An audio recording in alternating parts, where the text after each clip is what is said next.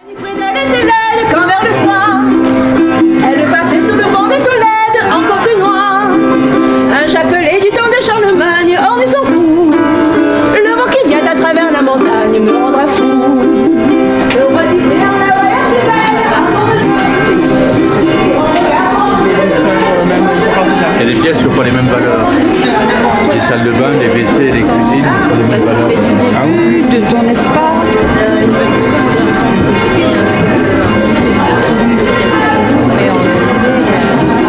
C'est qui? C'est de la fixe. Sur la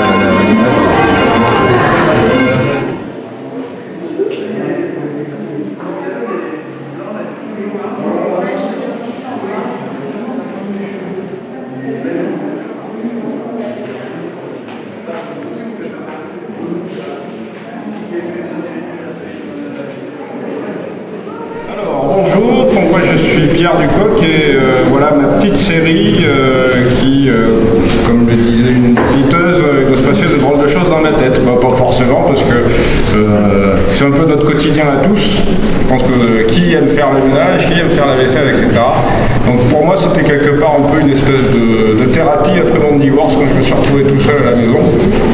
Et voilà, ça a donné naissance à cette série-là.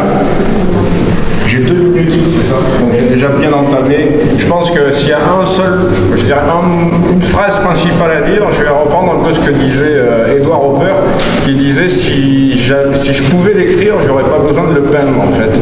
Et ben moi c'est pareil en fait, si je pouvais écrire ce que je vois dans ma tête à un moment donné, ben, j'aurais pas besoin de prendre mon appareil photo et prendre mon ordinateur derrière pour plaquer sur le papier et sur le papier photo ce que j'ai vu en flash à un moment donné dans ma tête. Alors voilà, c'est arrivé là, ça commence à travailler un tout petit peu, et puis après on passe par des phases de prise de vue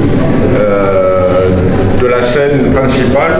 La plupart du temps ça marche comme ça, et puis après on vient rajouter avec l'ordinateur couche après couche, avec quelques clins d'œil, quelques clichés qui reviennent souvent avec le chat ou les souris. Sans dire que le plus compliqué dans l'histoire en fait c'est de prendre le chat en photo. Parce que lui il n'est pas d'accord toujours pour poser, donc il faut avoir un petit peu quelques astuces, jouer avec une ficelle, avec un bouchon, etc. pour arriver à ce qu'il prenne la pose qui colle pile poil à celle que moi j'ai dans la tête. Donc voilà un peu on va dire la genèse de la série qui existe depuis une dizaine d'années, qui commence à se tarir un tout petit peu parce que je pense que j'ai à peu près balayé toutes les tâches ménagères. La dernière étant celle sur le jardinage, garden party, où je mène avec le chat un combat épique contre les plantes carnivores. Alors la série continuera, je pense, toujours à exister un tout petit peu. Moi je fais aussi de la photo normale, classique, sans photomontage, etc. Mais celle-là elle me tient à cœur parce que c'est vraiment mon univers, c'est mon univers intime, mes petits délires à moi. Et donc grosso modo tous les 6 mois ou tous les ans je repars à fabriquer une photo. Ça prend quand même pas mal de temps en photomontage, en travail sur l'ordinateur, en prise de vue. Parce qu'on n'a pas toujours, j'arrive pas toujours à avoir pile poil l'angle de vue, la lumière ou le chat exactement comme il faut. Moi-même la pose, il faut que j'imagine, que je mime en fait pour me prendre en photo, pour coller dans le cadre, et que tout ça constitue un ensemble à peu près cohérent. Parce que du photomontage en fait on en voit beaucoup sur internet, vous allez voir, du photomontage il y en a un peu partout. Mais moi faire du photomontage, la technique ça ne m'intéresse pas trop en soi, c'est plutôt un moyen, un outil pour balancer une image, pour créer quelque chose, voilà, raconter une histoire. Voilà. Il faut absolument que les gens, quand ils se pointent devant la photo, il y a une histoire, je suis en train de leur raconter une histoire. Voilà. Et voilà, ça, vous faites bien de le dire, en fait il y a toujours un petit clin d'œil aussi dans les titres. Alors il y a des espèces de jeux de mots dans les titres des photos. Donc celui-là c'est facile, popcorn, donc il est tout trouvé quoi. Mais après il y en a d'autres, il y a des espèces de petits clins d'œil. Le process de travail, vous dessinez d'abord l'image, alors pas toujours. Du work in progress et il n'y a pas toujours de croquis. Je dirais qu'une des rares où enfin deux des rares où il y a eu des croquis, c'est Garden Party avec les plantes carnivores et Hot Dog Commando avec le chat et les hot dogs, les saucisses qui volent, etc. Parce que entre ce qu'on voit dans sa tête, on imagine plein de trucs, etc. Et on n'a pas forcément, quand vous imaginez quelque chose, enfin tous les souvenirs sont déformés, ça c'est toujours comme ça, et tout ce qu'on voit dans sa tête est déformé. On a l'impression qu'on peut faire entrer plein de choses dans une photo, mais en fait c'est pas vrai. Il faut respecter les proportions, et donc en fait poser un croquis pour certaines photos qui sont assez chargées comme Garden Party et Hot Dog Commando, ça permet de dire bah ça il faut que je l'élimine, ou ça il faut que je le décale plutôt par ici.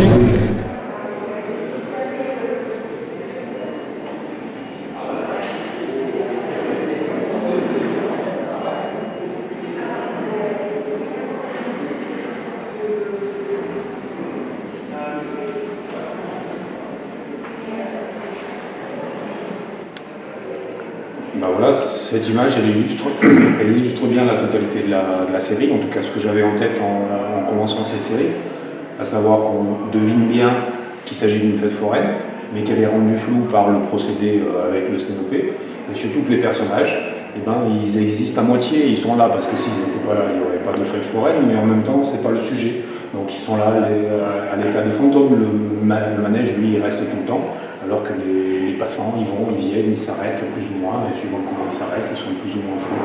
Donc voilà, le travail au sténopé m'a permis de réaliser ça, et puis l'idée c'était de jouer un petit peu sur les souvenirs, parce qu'on a tous un petit peu cette nostalgie de la fête foraine, de quand on était petit, de quand on y amenait ses enfants, et qui me semblait que ce rendu flou avec des couleurs assez douces, ça représentait un petit peu ces images sous forme de souvenirs qu'on peut avoir.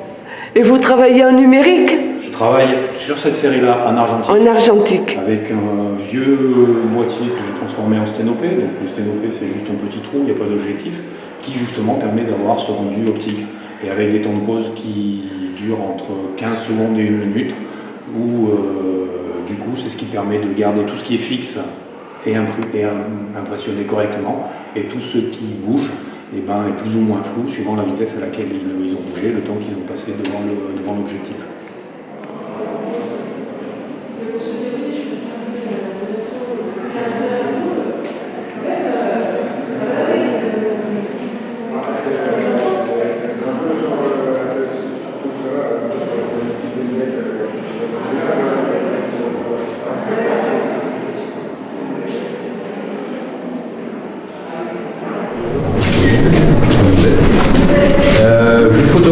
Dans les transports, j'ai choisi de montrer ici une série réalisée dans les transports en commun parisiens, le métro et le RER, et je photographie sur les temps de transport que je dois subir comme moult, comment on dit, Île-de-France, francilien, pardon, pour aller au travail. Donc aller-retour, je photographie après avoir pris un café le matin.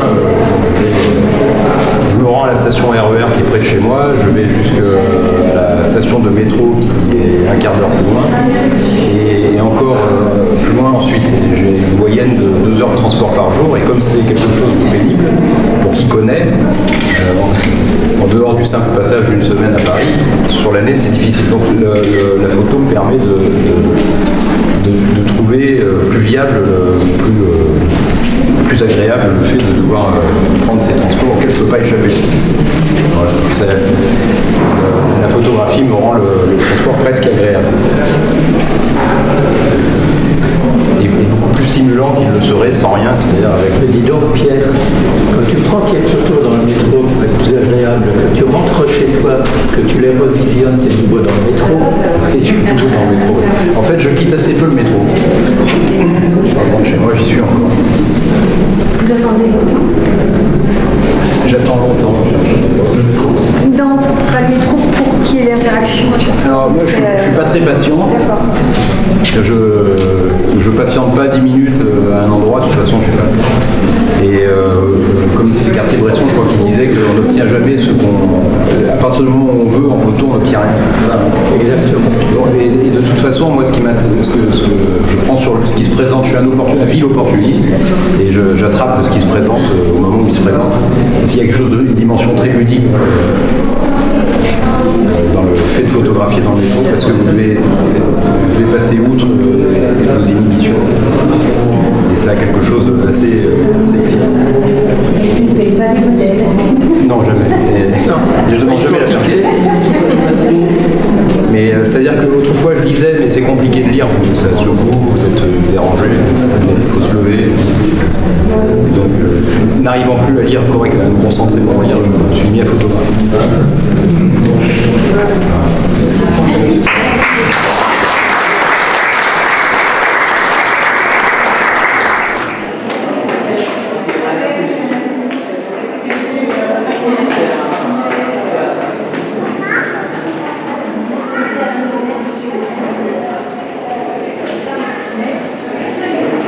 Vous avez ici présenté, donc c'est qu'un extrait, hein, dans le livre il y en a une 60aine, donc c'est uniquement des théâtres, des salles de spectacle, auditorium, théâtre, opéra, dans plusieurs villes européennes, beaucoup en France, en Italie, Allemagne, Belgique, Espagne. Et donc alors déjà pourquoi? Parce que je me suis rendu compte qu'en tant que spectateur, comme tout le monde, on rentrait dans une salle de spectacle mais on lui tournait le dos, forcément. On regardait l'artiste sur scène. Et donc pourquoi le titre Entracte? C'est vrai qu'Entracte c'est souvent le petit moment qu'on a pour regarder la salle un peu plus vide, un peu plus tranquillement. Donc je me suis dit ça serait intéressant de faire le portrait de salle, toujours avec le même point de vue, à savoir en étant exactement au milieu de la scène, donc au milieu de la scène sans personne, pour vraiment mettre en avant les salles. Donc j'ai pas mis des légendes, on me les demande souvent, voilà. Donc elles sont après vous pouvez feuilleter le livre, vous verrez les légendes. Donc là c'est Aix-en-Provence, Lyon. Là c'est le Châtelet, à Paris, Parme, qui est maintenant un musée, qui n'est plus en utilisation, l'Opéra de Nantes, Carpi, qui est une ville italienne au nord de Bologne. Là vous avez Sète, le petit théâtre de Sète qui vient juste d'être refait. Et là vous avez l'Opéra Royal de Versailles. Derrière vous, en haut à gauche, vous avez Crémone, en Italie, toujours. À côté, vous avez un théâtre tout en bois, qui au début devait être éphémère, mais qui est devenu pérenne, qui est à Évian, au bord du lac Léman. En dessous, en jaune, vous avez Vichy. Et à côté, l'opéra de Marseille.